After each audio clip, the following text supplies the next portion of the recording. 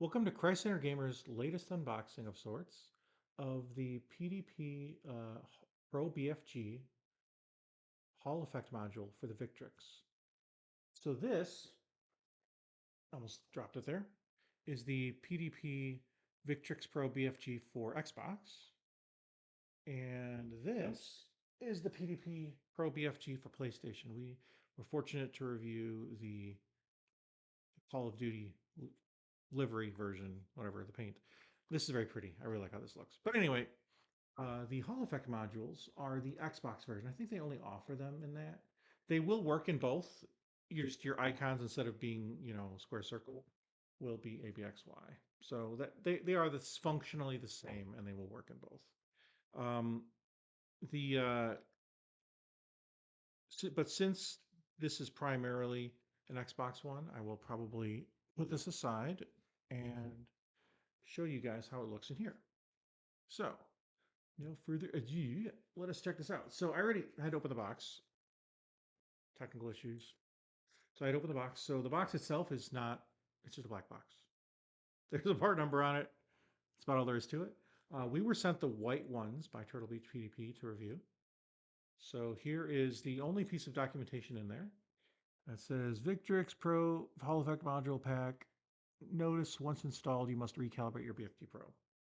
That's it. And so here is what you see in the box when you open it up. Plastic comes off. And we've got our two modules. They just come right out. There's one and there's two. That's all the packaging there is. There's really nothing to it. Here is the Hall Effect module plus D-pad. This is the left stick. Okay. This comes off. It's swappable. You could swap it out with your other one if you like, if you prefer the black one. You can also swap these out just like you can with the others. You can swap the D-pad caps off as well, so you can make that black. You can even swap the stick caps to make that black as well. What is not changeable easily without removing the entire stick, which is probably not meant to be done by most end users, is this part on the inside. And this white plastic here, unless you want to get crazy with a screwdriver. I think it is possible because there are screws here on the bottom. If you don't like the way this one looks, I think it is possible to put the Hall effect modules in the full black casing, but it's going to be a little bit extra work for you. Especially, though this one isn't that bad, this one you can certainly see the button on the inside, the inset, is going to stay white if you have the white modules like I do. But especially the buttons are going to stay purple. So on the stock controllers, the buttons match the color, right? But on these, even if you get the black version, which was not available at the time that I requested these, um, they will stay, the buttons will stay purple. So even the black version, if you buy it to match this controller, would still have purple buttons. So it's just something to be aware of. They changed the color scheme. They kind of inverted it. Instead of purple accents on black or white, in this case, it's more, the buttons are more purple. The sticks are, the stick caps are purple. The stick rings are purple. And so they have, and instead of purple on the stick, it's white or black on the stick. So just some differences just to be aware of. But as you know, PDP's accent color is purple. If you can't tell this controller, at least it is. So let's go ahead and put these in here to show you what it looks like. While it will be white on black, it still doesn't look bad. So yeah, since this comes off, if you really want this one, you could put this on there instead. But we'll just show you what it looked like stock. So the price of the controller itself is normally $179. At the time of this filming, it's around Black Friday.